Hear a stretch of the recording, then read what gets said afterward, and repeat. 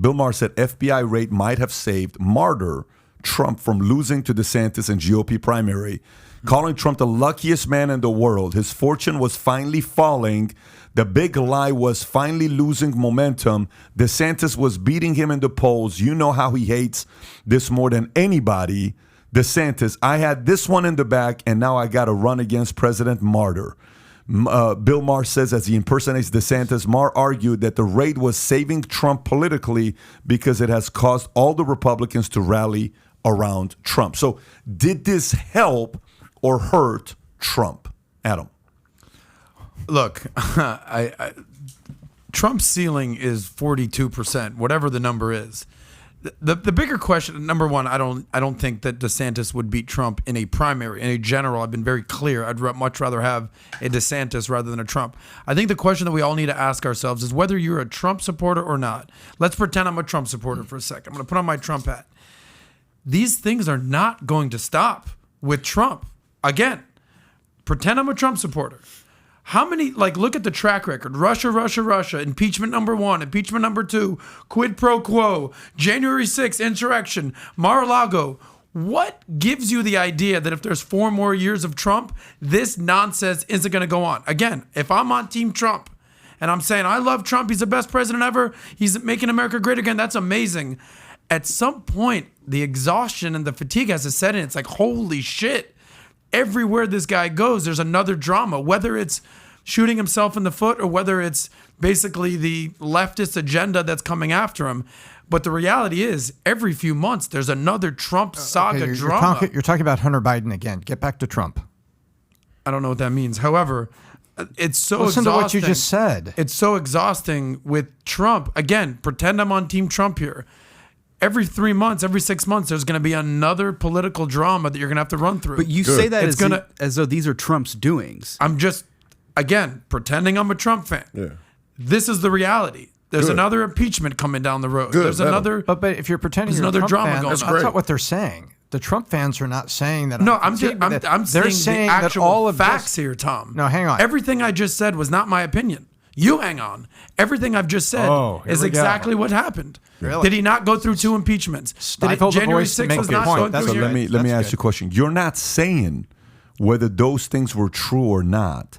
All you're saying is a Trump brings a lot of drama. That's what you're saying. More, yeah. So you're saying Russia was a hoax. You're saying the impeachment didn't really do anything. Everything that just happened is just expect more of it. Okay, so then let's process that. Also is that a Trump person.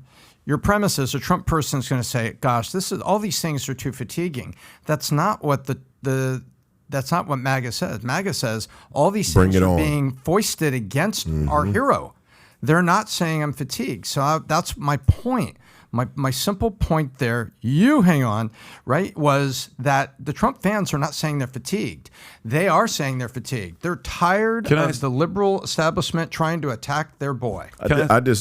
Go for it. I disagree with that. I think there is some fatigue in the MAGA movement. And there has to be. And it's go on. Unrightfully so. I think the response to people weaponizing the truth and manipulating and using it to try and bully you into emotional fatigue should be opposed vehemently. You should never give way to somebody who's marked you out and said, if we just keep lying enough, this person will ride off into the sunset. We won't have to worry about them. That's how you lose a country. That's how you lose a country in grand fashion, which we have. But I do see as a rising voice in the America First movement and the MAGA movement and in that circle that many people are criticizing Trump, not necessarily for the rightful criticisms that there are, but more along the lines of these contextual, well, if he runs again, then we have to look forward to more of this, and it would just be better if DeSantis had his day. And it, my concept of it, again, going back to earlier, is the greater scope of it is the people who we oppose, the forces that are coalesced against us spiritually, politically, ideologically, emotionally, whatever. They are opposed to Donald Trump at a deep level. It's not him. He's just his current scapegoat. If DeSantis wins and he got in, there would be no way that they would look more favorably on DeSantis and not try the same tactics on him unless he abandoned an America First position, which he might. And I'm on Team Trump, but I'm going to say something that the MAGA movement might not like right now. This is all moral hazard to what I was telling you earlier. When you don't tell the truth when it's time to tell the truth and fight and die for the things you believe in when it's time to, that it comes back to bite you. And we talked about this 10, 20, 50 hypothetical time horizon. Well, Donald Trump's time horizon on moral hazard just knocked on his door right now. And it was only a few years later. Because what he didn't do, as America First as he was, as trade as he was, as immigration as he was, as anti-liberalism, Church of LGBTQ, drain the swamp as he was, he didn't deconstruct the administrative state. He didn't gut the intelligence communities. And he should have. And he had the juice to at least lobby for it.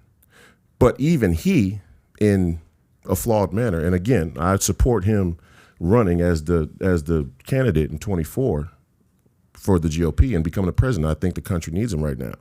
But we don't want an echo chamber in the America First movement. And any MAGA supporters who want an echo chamber and don't like anybody who has any criticism of Trump, they're not real Americans. They're cucks. He should have deconstructed the administrative state. He should have fought harder to deconstruct the security state. But he didn't, because he likes his security. And in trying to move these institutions, we all fall victim to our own personal relevance to them. And this is the moral hazard. He actually believed that the military was behind him when he was the president. And then our guy, Milley, was talking to China behind his back. He was never with him, right? Barr betrayed him. All of these people that were in these positions betrayed him. And he actually was pretty moderate. Like, I can tell from the things that he went for and the things that he said and the people who I know were behind him and the spirit of what he really was trying to do, he was moderate on.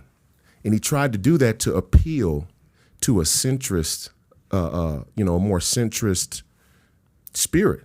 And it bit him in the butt. So if you like this clip and you want to watch another one, click right here. And if you want to watch the entire podcast, click right here.